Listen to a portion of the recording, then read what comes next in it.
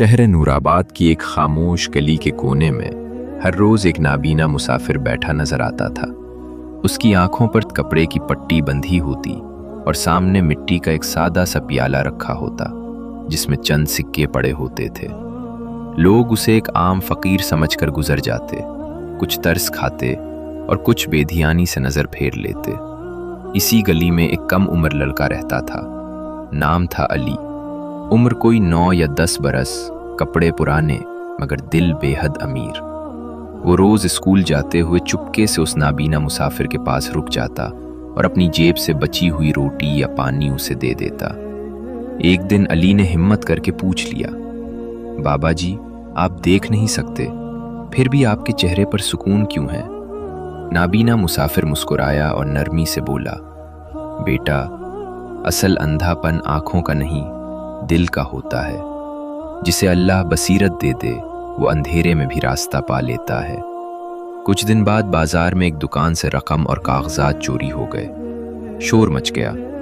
बगैर सोचे समझे लोगों ने इल्जाम उसी नाबीना मुसाफिर पर लगा दिया।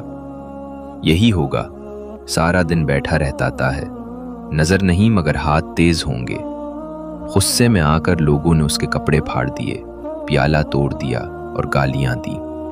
अली ने रोते हुए सबको रोका मगर हुजूम ने किसी की न सुनी।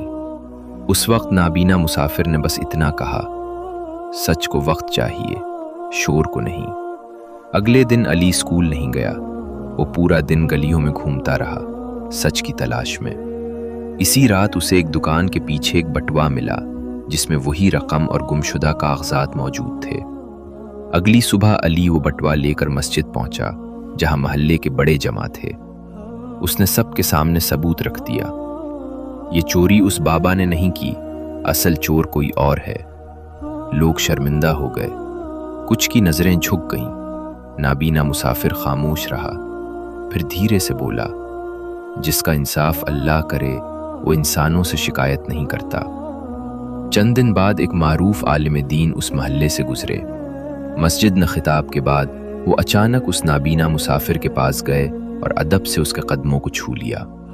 लोग हैरान रह गए।